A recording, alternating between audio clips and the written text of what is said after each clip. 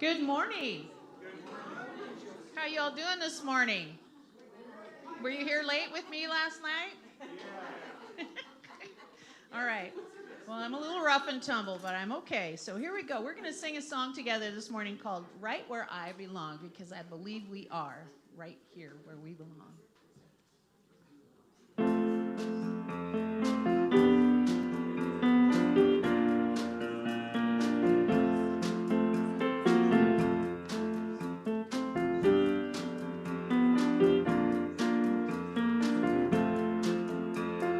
Look at this glorious morning.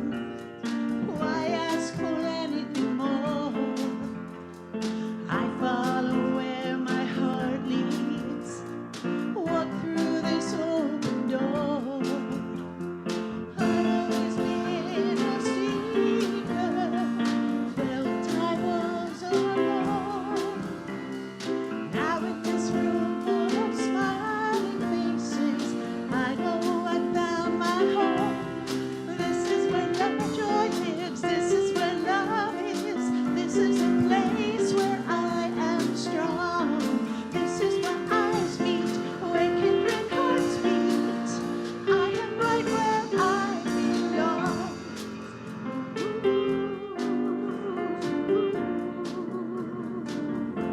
It is a glorious morning, isn't it?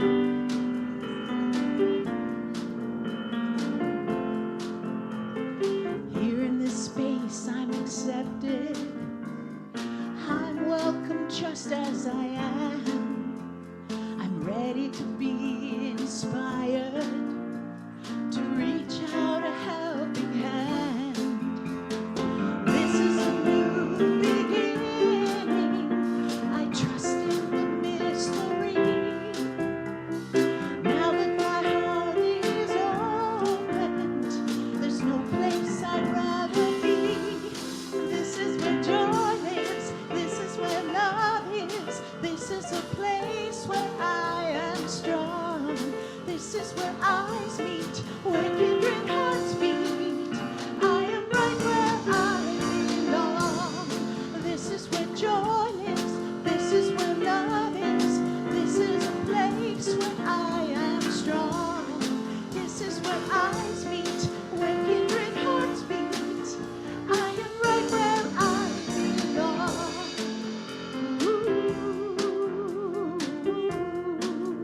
I am right where I belong.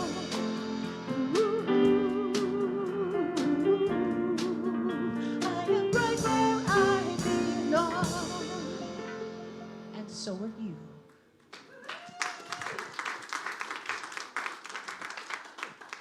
Oh, would you pray with me? Just taking a moment to breathe in and take in the words and the message of that song. Mindful and aware that many of us still may be waking up and realizing, oh, it's Sunday.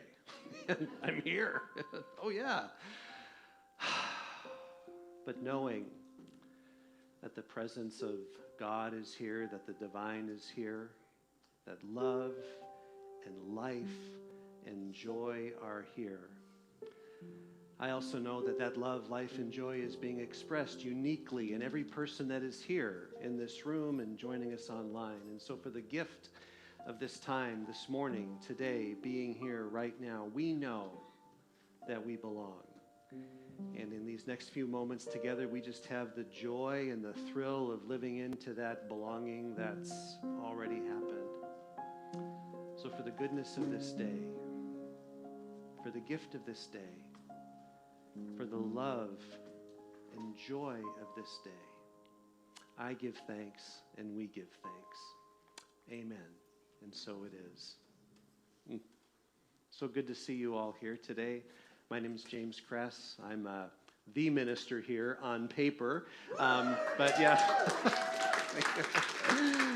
But we have many ministers that are here. I'm looking at a bunch of them. And for those of you joining us online, we also welcome and thank you for taking time out of your Sunday to be here. I'm really looking forward to it.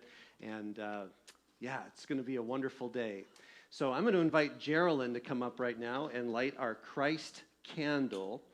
This candle is a reminder of our mission and who we are as a community. And here at Unity, we identify that mission as a spirit-centered community that lives love and uplifts lives. Would you say that with me?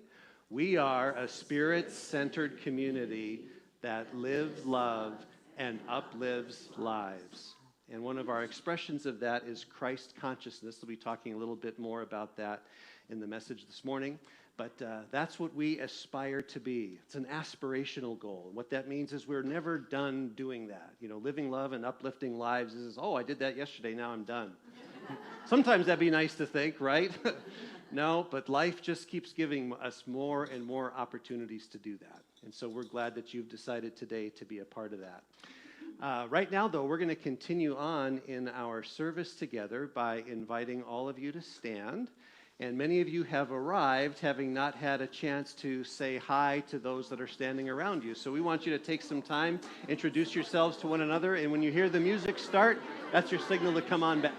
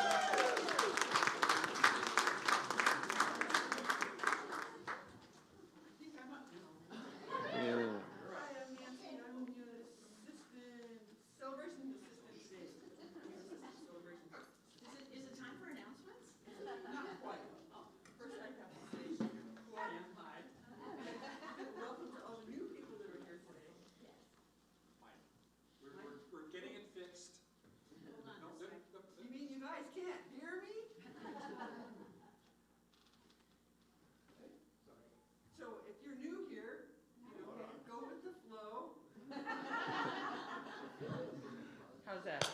There we go. Thank you. If you're here for us first time online, hi. And please connect. You can simply click the Connect with Us link and let us know you're there. And you can find us, which is on the synopsis tab of the website if you're in the streaming window. And you can find that on the YouTube or the Facebook page as well. And if you are here physically for the first time, we would love to welcome you and give you a little welcome dinger. So please raise your hand if you'd like a welcome card that says, you know, kind of what we're up to throughout the week. I knew there was a couple guys over there. Like to acknowledge our wonderful music team. Besides the wonderful team from last night was awesome, but these guys, Julie and Leanne and Dagan and Pamela, thank you guys for being here today. It's so nice to have a nice full band.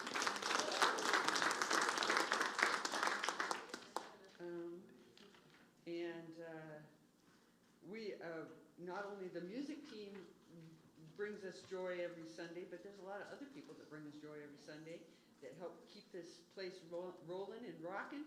And today we're going to thank the, my name's up there, celebration assistants.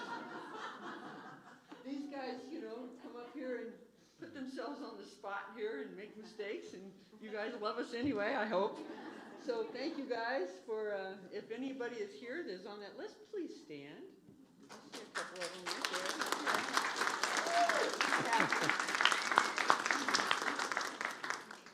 Thank you. And we are a Unity church that believes in prayer.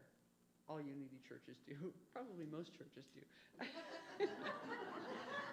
But Unity has Silent Unity has been in operation for over 100 years, praying 24 hours a day.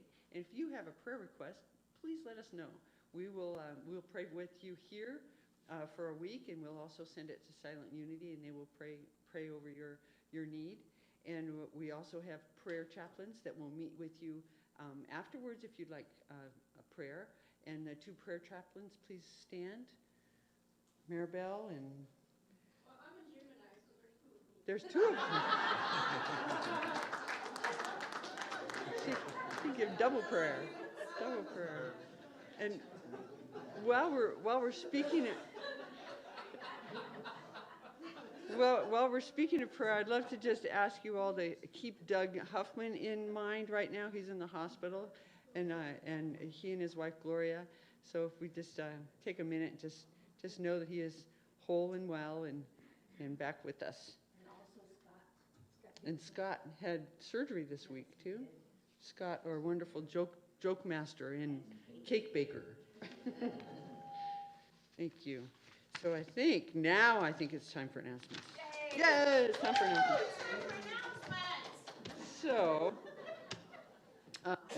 if you want to know more about what's happening, please check our website or check your bulletin. But right now, I'm going to let you know that the local improv comedy group, Levity Theater, will be bringing back the popular improv's murder mystery shows on Fridays through October, right here. So I understand that they were performing in another church and that didn't work out, and so they're going to be here with us. So please come and support them and have some laughs. They'll pick audience members will create the characters for the cast. So yeah, each murder mystery will be a 2-act murder stage play with improv live over about an hour and a half, and tickets can be purchased online.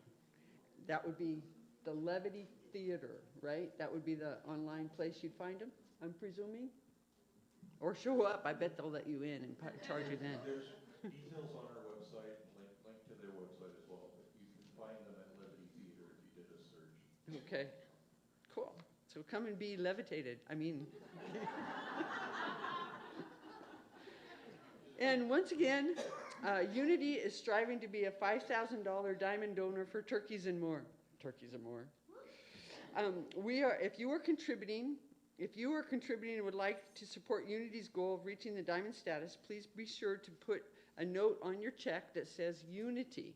Right now, we have a total of $3,258. So we're almost there. We're only short by about $1,700. So if you would like to contribute, that would be awesome. We would appreciate it. You can give me your checks if you'd like. I happen to be the president this year of that organization. So, so thank you guys for supporting us. And also, the Unity Book Sale now has fresh inventory of books available for your perusal.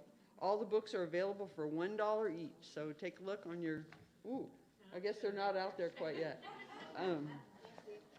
Next week they'll be out there, and I'm sure we can find you a book if you'd like one. So can I add to that? Yes. Okay, so the reason the books aren't out is because we still have a few silent auction items that are out there that didn't get bid on last night. So they're out there, and if any of you would like to bid on them today, we would love to send them home with you. So that's why the books aren't out there yet. Great. Thank you.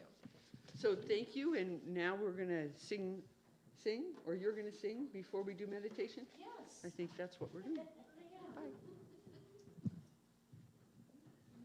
All right, we're going to prepare for meditation, so please join me in singing Inside to Find My God.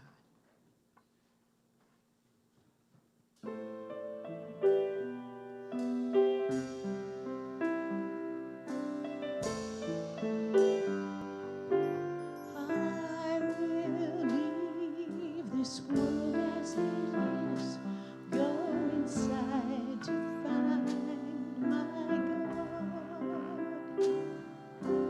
I will leave this world as it is, go inside to find my God. I will leave this world as it is, go inside to find my God. I will leave this world as it is, go inside to find my God. Inside there is peace, inside there is joy, inside there is more than enough. Inside there is peace, inside there is joy, inside there is sacred love. I will leave this world as it is, go inside to find my God.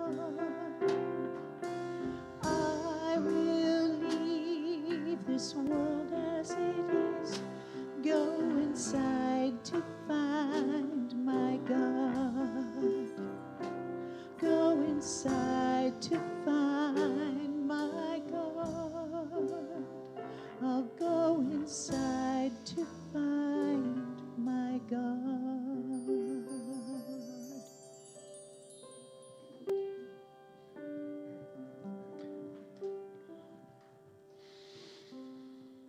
As we come to this time of meditation, meditation and prayer are very closely related.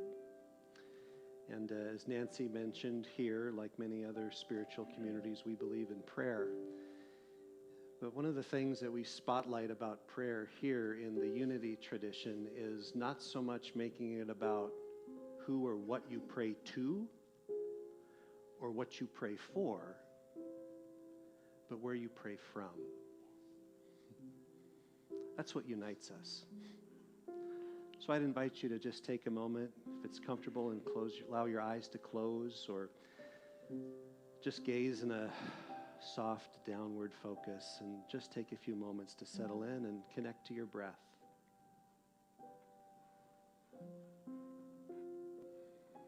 Maybe allowing the breath to slow, and just noticing the sensation of breathing in and breathing out.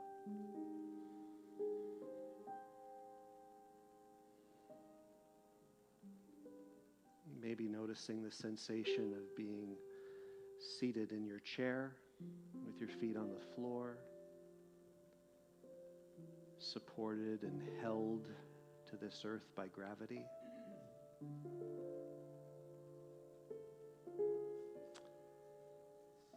And just taking your seat in this present moment, in this place.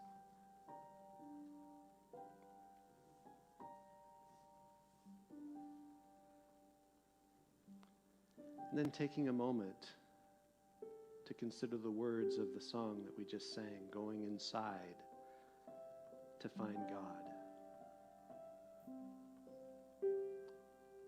There's really nothing to do or nothing to really search for except to just watch and listen.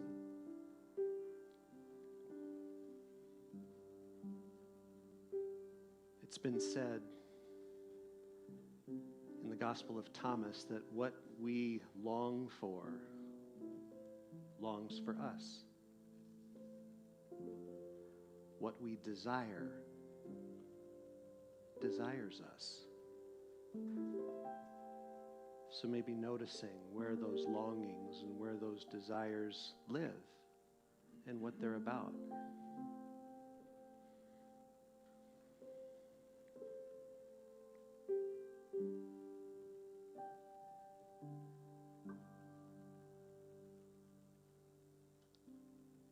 And then maybe noticing, can those longings and those desires be witnessed with curiosity and kindness and non-judgment?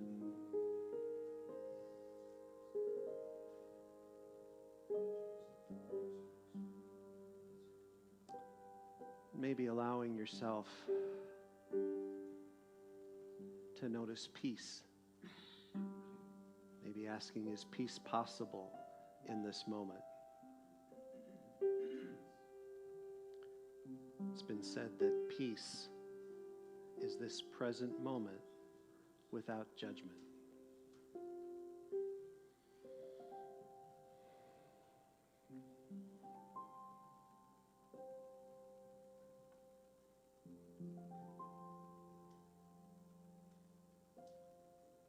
And then gently allowing your awareness to come back to your breath, back to your body. Noticing if there's been any shifts or changes or not. Inviting those tense parts of the body maybe to relax.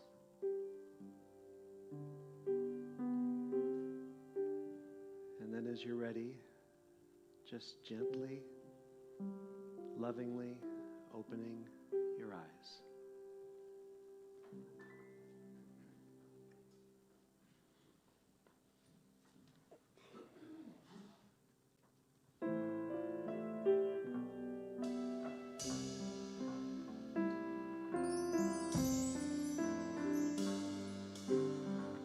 I will leave this world as it is, go inside to find my God. I will leave this world as it is, go inside to find my God. I will leave this world as it is, go inside to find my God. I will leave this world as it is, go inside to find my God. Inside there is peace, inside there is joy, inside there is more than enough. Inside there is peace, inside there is joy, inside there is sacred love. I will leave this world as it is, go inside to find my God. I will leave this world as it is, Go inside to find my God. Go inside to find my God. I'll go inside to find my God.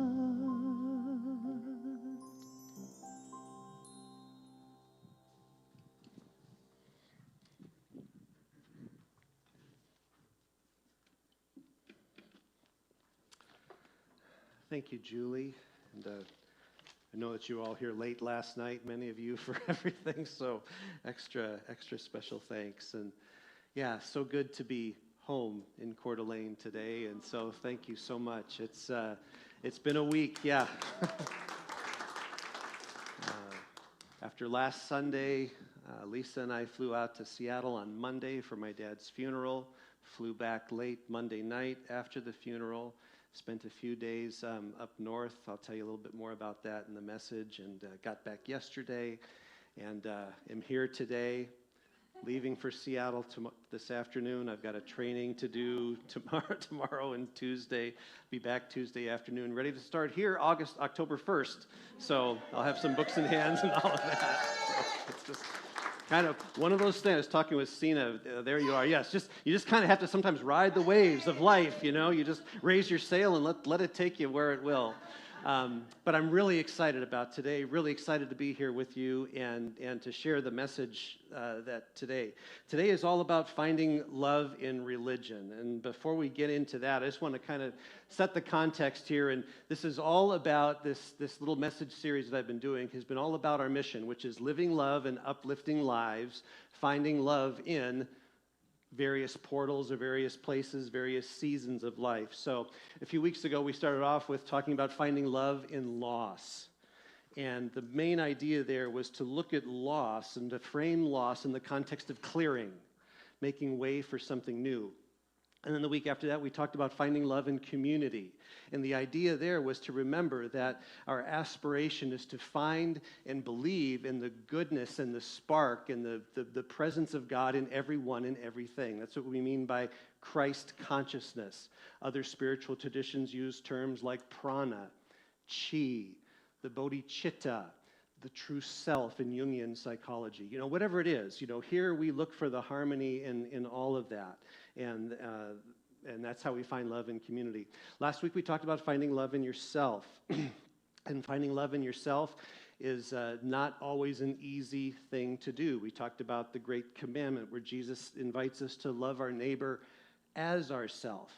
And there's an assumptive phrase in that we love ourselves, you know, even in the experience of not loving ourselves, even in the experience of suicidality. It's not so much about wanting to die as much as it is about wanting to stop living and stopping the pain of that. And so this idea, and there's also this idea that loving others and loving ourselves, it's not a linear progression thing. You know, first I've got to love myself, and when I figure that out, then I can open my heart and start to love others. No, there's a flow and there's a dynamism in the love that we have for ourselves and the love that we experience for others and the love that we have for ourselves and the love that we experience with others. And it's fraught with surprise. You know, Jesus told the story of the parable of the Good Samaritan. And there's much more to that story than just doing good and helping others, but watching for the surprises and the type of people that help you in your lives. You know, it's finding love in those unexpected places, those corners of life maybe where the light doesn't shine. So today we're talking about finding love in religion. And I'm guessing for many of you, well, I'm assuming you're here, so you have at least a mild interest in religion. But I think we can agree that we know many people that religion is a four-letter word. And it's like, I want nothing to do with it. If you remember back, I think it was in June, I offered a message on the power of polarities where we talked about the difference between spirituality and religion. Many people describe themselves, I'm spiritual, but I'm not religious. Some spiritual communities describe themselves as spiritual, but not religious. And remember, we did that little exercise to, you know, what words and feelings come to mind with spiritual, right? And then what words and feelings come to mind with the word religion and the contrast between the two of those. And the invitation in that message, and today's message is kind of a springboard off of that one, is what if it were possible to be spiritual and religious? Spirituality can be thought of very simply as the experience of connection. Connection to yourself, connection to others, connection to the world, and connection to whatever sense of the transcendent or the divine you may have.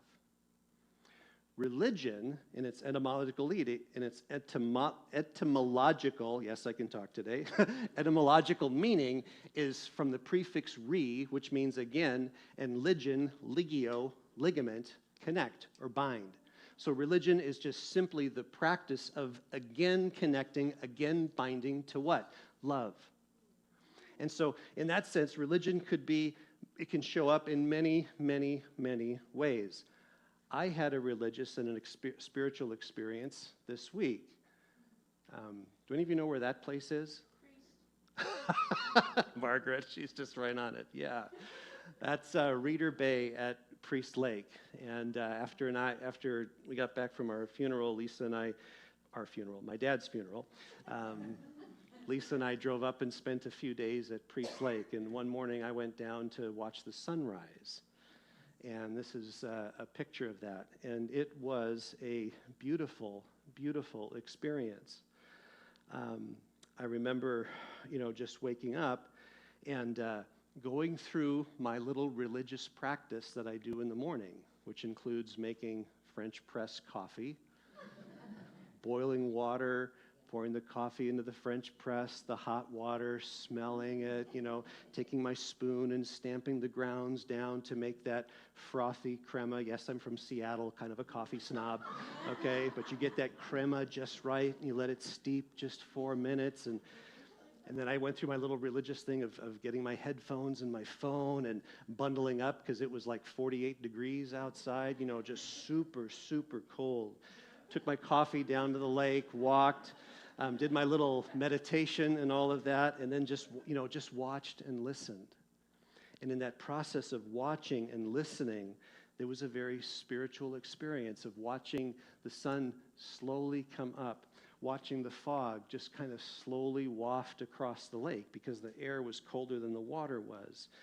And it was just a marvelous thing. I had 2 experiences and reflections from that I just was thankful, one of which caused the altering of the message today, so which I thank Julie for. We had to do a little bit of right turn here.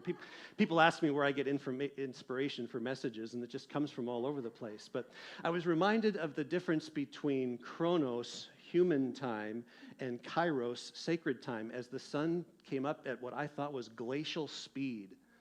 I'm sitting there, would you come up, please, and warm me? And it felt like forever. And I just thought to myself, wow, Chronos time, seconds, minutes, hours, days, weeks, months, that we live, is a very different time than natural time, sacred time. And so just appreciating the difference for that. And the insight that I got is that in sacred time, all you can do is allow it to come. There's nothing that can be done to manipulate it, fabricate. When we live in human time, oh boy, we can just, push and push and push and get things done faster and quicker and whatever. Our phones have allowed us to have this, thing at our fingertips where we can just get what we want yesterday. But life reminds us that no, the things that matter most cannot be forced or manipulated. You just have to open and allow it. And kind of the second thing around that was this idea that this lake was formed by glaciers thousands of years ago. Now again, think about that. We're talking lifetimes, generations of slow-moving glaciers to carve out this beautiful lake. What would it have been like to be there if a glacier was there? Would we have any idea there? But I was just thinking about that in terms of the difference between climate and the weather. We all know the weather can change on a dime, right? But climate, to think that there was a period in Earth's history where it was covered primarily by ice, and now we're living in a day and an age where the world is warming up, it's getting hotter, and so that climactic change is happening at just such a macro level. And there's something about that there's a peace and a trust. This beautiful earth of ours, Pachamama, is such a gift. And I was thinking about just her resilience in all that she's lived through, and the resilience in what she's living now as human beings interact with the planet, and how we're learning to come back again to not just steward the planet as if we're the most important things on it, but to live in relationship and live in conversation with the planet. And so speaking of that, I just want to pause here and put in a sacred plug for my partner in love, Lisa. She's sitting out there. Can you raise your hand, honey, so people can see you? In just a few weeks, she's going to be putting on a retreat out at Luther Haven Lodge called Through the Portal of Rest, Friday night, Saturday, and Sunday.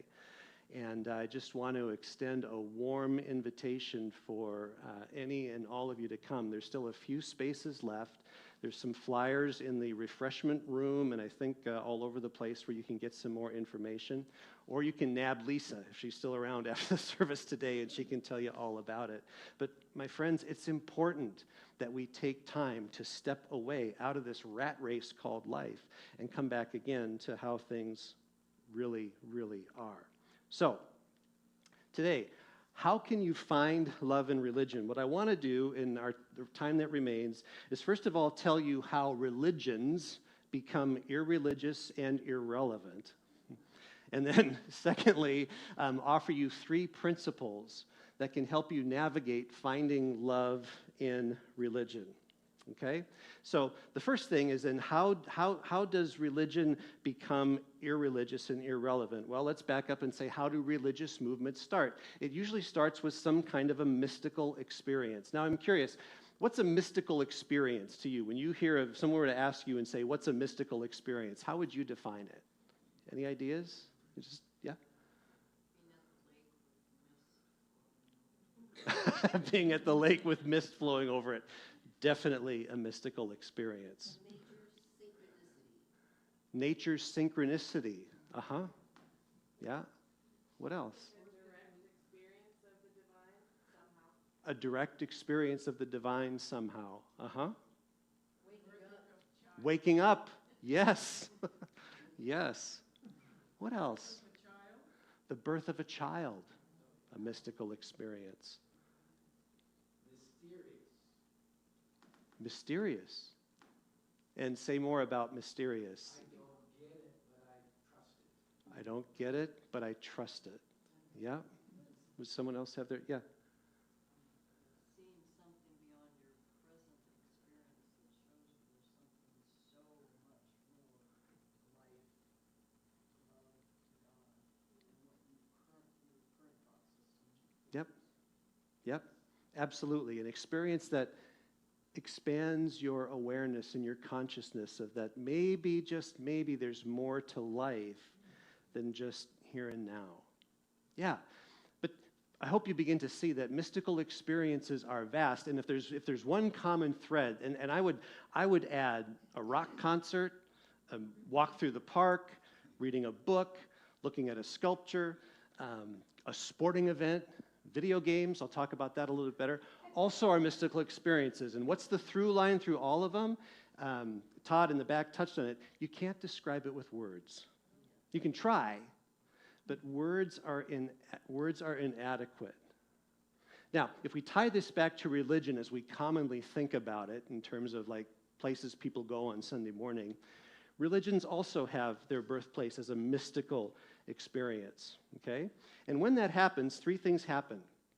First of all, a doctrine is informed, okay? And a doctrine is basically how we have this mystical experience and we see how life operates in new ways. We begin to see how we relate to ourselves, to each other, to the world, to the divine, or whatever. And there's a doctrine that can emerge from that. And from that doctrine can emerge ethics. Ethics are rules and principles that support that doctrine, how we get along with each other, how we conduct one another, how we interact, that sort of thing. And then from that comes ritual, practices that support the ethics and the doctrine that come, okay? And so, and here's the idea that the mystical experience keeps religion alive and spiritual. Okay? But you may ask, well, how does religion turn irreligious? Well, if we don't have continued mystical experience, what can happen is doctrine can harden and ossify into dogmatism. This is how things are. This is how things always are. And they're not changing. Okay? Ethics can harden and ossify into legalism. Legalism. Legalism which says, hey, in order for you to fit in to this tribe, in order for you to belong to this tribe, you've got to do this, this, this, and this, and you better not do that, that, and that. There's a legalism that's there.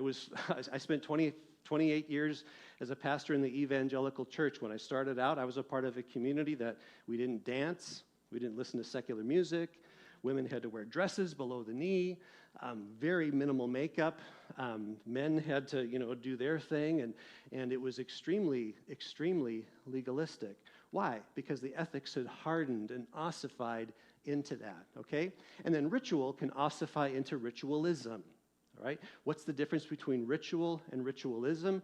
Ritualism is the belief that only this ritual can be a part of this, okay? And I just invite you to think of your spiritual experience, because many of you here, I know you're looking at this, and if you've had Christian background, you can go, oh yeah, the Catholic Church was a part of this, or my Methodist church, or my Presbyterian church, or Lutheran church, or all that kind of stuff. But a lot of you here, maybe you didn't grow up with church or religion, but maybe you had something else. Maybe there was a community that centered itself around something and or someone or some group of people. Maybe you're currently a part of a group, that is very spiritual, and you have your own little internal doctrine, and ethics and rituals that you do. Okay, the invitation here is to question how tightly are you holding on to that. One of the things I learned and I love about Coeur d'Alene is it is very religious about its music. I mean, there's a religious fervor that people have here about their music, And when I ask people about it, what is it? It's all about nostalgia, the good old days. And I can relate to that, I mean, I'm a music major. I studied all kinds of music in college, but, growing up, 60s, 70s, 80s pop, that's my jam, and I know that stuff, And so to be taken back to that feels really good in new and fresh ways. But here's the key. I hope you get this. As you value that, as you treasure that, can you open to experiences that bring that goodness to life? This is why churches sometimes move at glacial speed with our culture. Because for many people, and this is true for me at least, I won't speak for you, my church is my one place where it's like, I can find safety and sanity in this world. But when someone or something, dare I say, invades that and starts to upset the apple cart, oh my gosh, things happen. And some of the most horrific crimes in the human experience have been based on religion, religious belief, dogma, and the fear around that's changing. So here's the idea, is that both are needed, okay? How does this, well, I'll just put this up here. Left to itself, without the mystical experience, religion turns irreligious and irrelevant. Now, again, if we look at religious communities, spiritual communities, I don't know any of us that wake up in the morning and think, gee, how can I become hardened and ossified and a legalist and a dogmatist and a ritualist? I don't know anybody that wakes up in the morning and thinks, how can I become that? So how does it happen? This is just a way to think about it. It's the difference between the mind and the heart. Do you know what the main function of these brains are of ours? It's to keep us alive. I mean, yeah, if you think about it, fascinating instrument this mind it is. We're not the fastest creatures on this earth. We're not the strongest creatures on this earth. But our ability to collaborate, our ability to think, our ability to self-reflect, and all of that have allowed us to arrive at a place where we are the premier animal species on this planet. So the mind is powerful, okay? But because the mind wants to keep us alive, it's going to gravitate toward what is logical, what is reasonable, and this is the most important, what is known. So that's why there's a natural gravitation back to, oh, give me the good old days. Take me back, all right? The heart, the soul, the language of the heart and the soul is love and mystery. And oftentimes, these two can be seen at war with each other. And many spiritualities and faith, not just Christianity, but others, set these two realities up as war. One is good and one is bad. The invitation here, and it's based in the teachings of Jesus and others, though, is to see the good in both. What it means to be healthy, what it means to be awake, is to notice when is my mind at work and when is my heart at work. And can I hold them both inside of myself with love and compassion and curiosity? Oh, there you go, mind again. Wanting to go back to the way things were. I was there last week as my dad was passing, or as we were reflecting on my dad, and just remembering the stories of my dad, where the relationship wasn't always easy, but man, there were beautiful times too. Taking me camping, involving me in sports, and telling me to follow my heart and don't do what he did and be an engineer at Boeing, because he, this is a whole story about that, all right? No offense to Boeing engineers in the crowd, but his heart wasn't there. I started off in college on an engineering track and shifted gears and became a musician and a pastor, the minister. But anyway, where was I on that? So to notice, yes, when the mind works, but then to also notice those times where the heart works. And so many things, are coming into our life that can disrupt and orient that. But yet, that's what the heart wants. The heart longs for mystery. Why do we love a good book, a good movie, a good glass of wine, a good dinner, a good walk in nature? You just can't help but just see the fingerprints of the divine over this beautiful land in which we live. There's a wonder, there's an awe, there's a mystery that the heart connects to. So the invitation, again, is not to pathologize or to pit the two against each other as, at war with each other, but to welcome the polarity. Both are needed. And when both of those happen, oh my gosh, it gives rise and birth to something that's new and something that's fresh and something that's relevant today. So let me just, in the few minutes that we have left, offer you 3 principles that'll help you find love in religion. And the first one is this: welcome the disruption of the mystical experience. Sometimes mystical experiences are joyful and blissful and happy. You listen to something good or whatever, and it's like, being up at Priest Lake last week, I was given we also took a walk through the forest, and I was given the gift of peace and love and patience and grounding. I just really felt the grounding energy of the water and the trees and everything. But sometimes mystical experiences can be disruptive, and new ways of thinking, new ways of looking at each other, can disrupt the way things are. Things like critical race theory. Looking at how we relate and how we've related as people to each other can be very disruptive to maybe how we've been raised. Discussions around gender and sexuality and sexual identity and sexual orientation can be very disruptive to how we were raised. And my hope and my prayer is that I can welcome those conversations with curiosity and kindness and wonder, coming from a belief, get to this in just a moment, that love is an intelligence that's just wanting to express itself, and that there's a goodness in here. But even in this thing that I don't not yet all know, there's goodness, and that there's faith that's there. Last night, Lisa and I had a chance to attend the Kootenai County Task Force on Human Relations. Did I get that right? I think what, Kootenai? Kootenai. Thank you. Thank you. And I was just sitting there listening to this story. It was a story of a trial that happened here in like 1988. Was it Bisons in the Aryan Nation? Yeah. And I was just in awe and just absolutely in awe of the strength and the resilience and the wisdom of people who were involved in that conflict, and to stand for and to see that justice was served. And it taught me many things. The one is that there's a lot that I still have to learn about this community and the history of this community and what it's been through and what it's currently going through. But the point is, that's a mystical experience too. It's disruptive in how we live and how we interact with one another. Can you welcome that?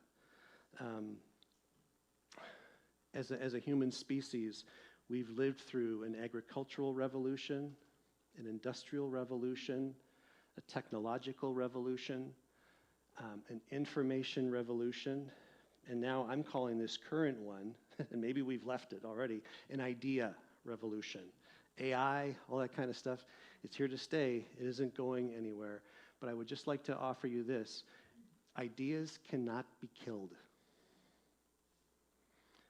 When we're faced with an idea that we don't like, the temptation is to maybe try to shoot the messenger.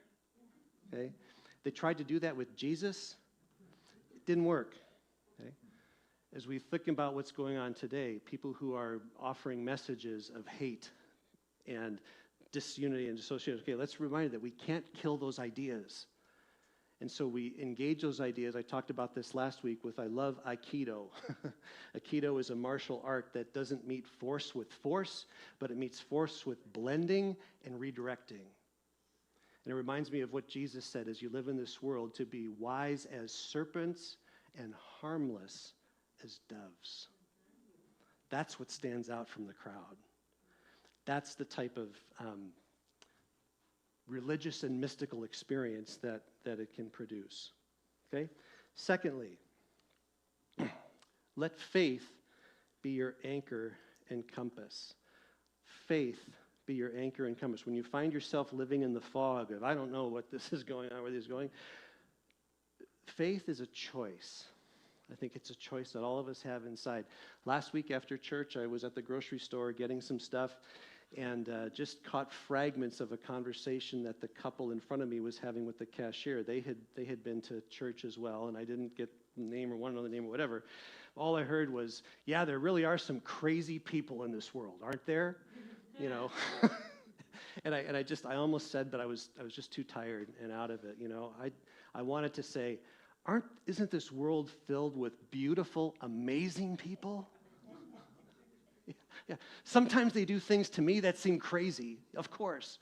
But this world is full of beautiful people. Why? Because I believe, and we believe here, and I know you do too, that in everyone and in everything, there's a divine that is wanting to be expressed. When we forget that, we act and behave in ways that breed that disconnection or that illusion of disconnection.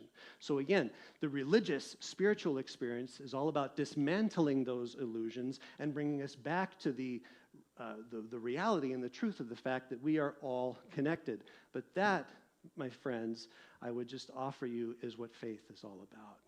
Faith, that belief and that conviction, the assurance of things hoped for, and the conviction of things not yet seen. Let faith be your anchor and your compass. There was a song that I heard this morning as I was meditating. Might be a useful affirmation for you as you think about inside. And it asks this: what if I am not breaking? What if I am not broken? What if instead I am unfolding? All of us are unfolding. That neighbor with the political sign that just gets your goat is unfolding. That family member who you just can't see eye to eye with, you're both unfolding. That person who goes to the church, it's like, I don't know how you go there. Hey, we're all unfolding. All right. Last one. Watch and listen for love in spirituality and religion. Watch and listen for love in spirituality and religion.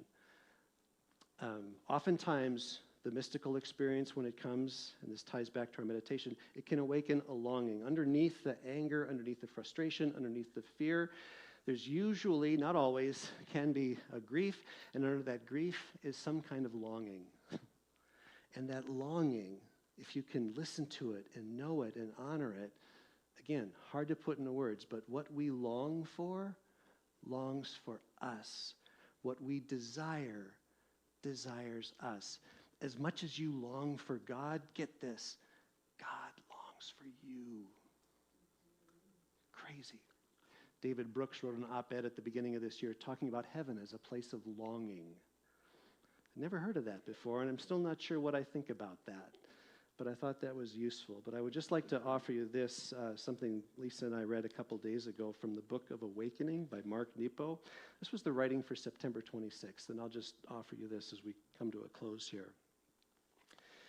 The time has come to put our stones down, for hands clutching stones can't freely drum, and hearts fisting the past can't freely sing. It only took me a lifetime to learn, but the lesson is as profound as it is simple. As long as we clutch to one thing, be it a stone or rail or weapon, our hands cannot open or reach for anything else. The timeless and essential drama of living into the unknown resides in this simple sequence. We must risk putting down the stone or stick or gun we are grasping in order to build or touch or make music of any kind. It reminds me of a friend who wouldn't let go of his past. He clutched it like a rope and was afraid that if he let go, he would fall. But as long as he fisted his history in this way, he couldn't embrace the love that was before him, and so he never healed. It's unavoidably true. Hands must be emptied before they can be filled anew. It is the same with our hearts. It is why courage, day by day, is necessary.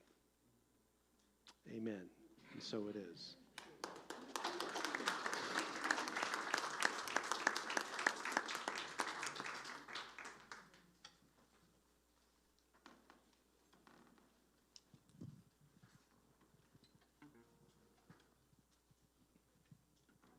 Thank you for that inspiring message.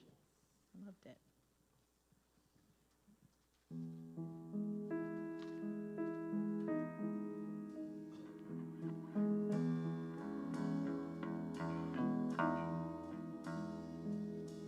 I've never seen the wings of an angel floating above in a clear blue sky. I've never seen the kingdom of heaven open its gates before my eyes. I've never seen you stand before me, but I know in my heart that you are here. What's invisible to the human eye, I have always known in this heart of mine. I can feel your love.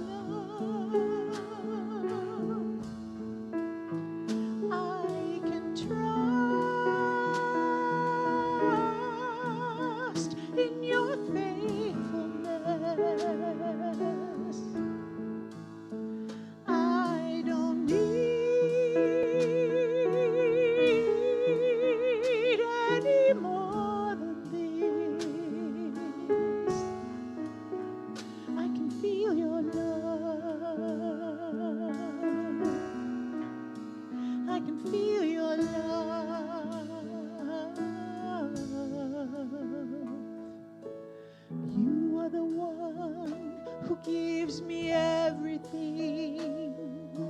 You are the life within my breath. You are the sun, the one bright morning star, offering life, transforming death. Though I've never seen the glory of your face, and others may doubt you're even here, what's invisible to the human eye, you have always shown in this heart of mine. I can feel your love. I can trust in your faithfulness. I don't need any more than this. I can feel your love. I can feel your love. I can feel your love.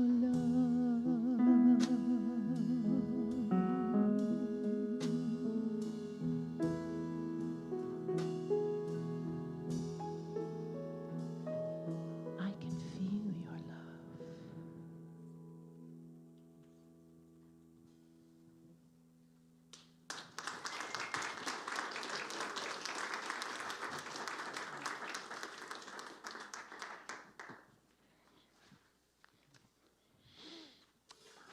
Thank you. Right now, we want to continue just in our expressing of love now by offering of our treasure as we come to this time of offering. So we want to give you a few moments to prepare for our offering. If you're online, there's a place online where you can click to give, and just want to say thank you in advance for your support. Around here, we think of our treasures, our money, as just simply that's in flow. We give and it comes back, and we give and it comes back in mysterious, surprising ways often. So thank you for your generosity. Thank you for your participation. As we give, we say our statement of affirmation. Divine love through me blesses and multiplies all that I am, all that I have, and all that I receive.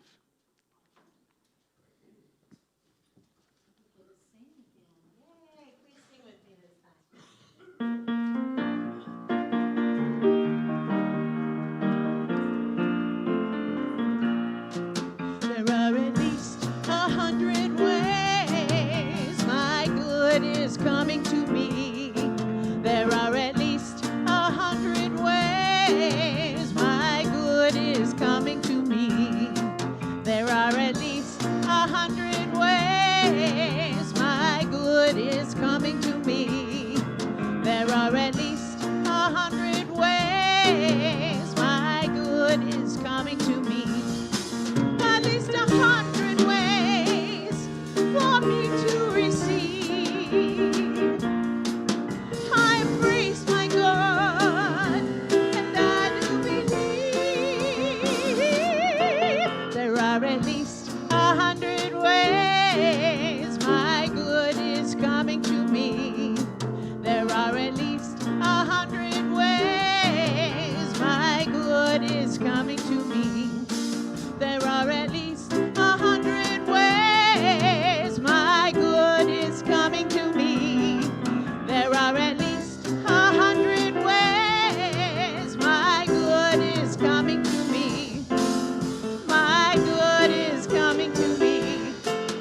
My good is coming to me.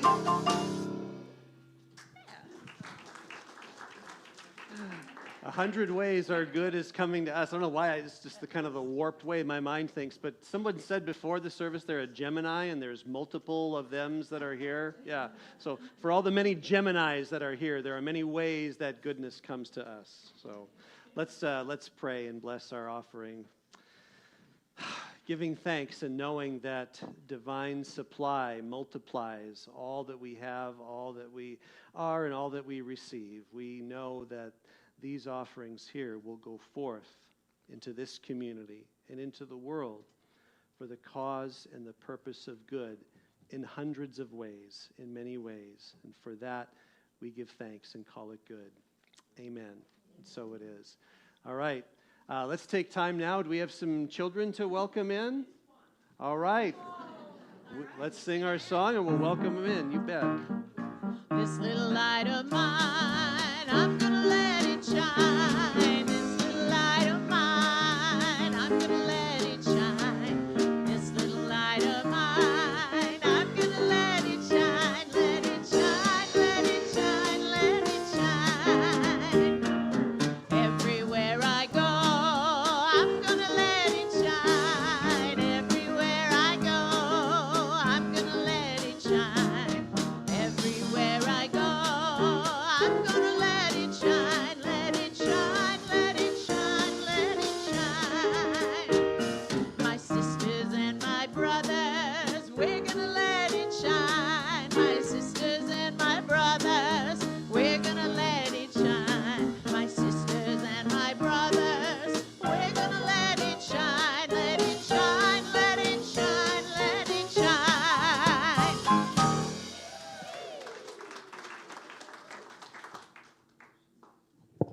Hello. Do you want to tell everybody what we did today? No. Okay.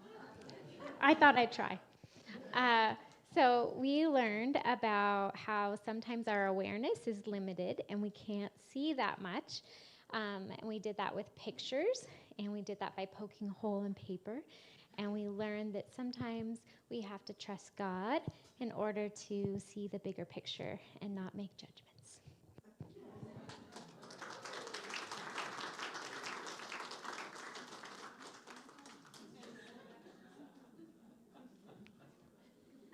All right.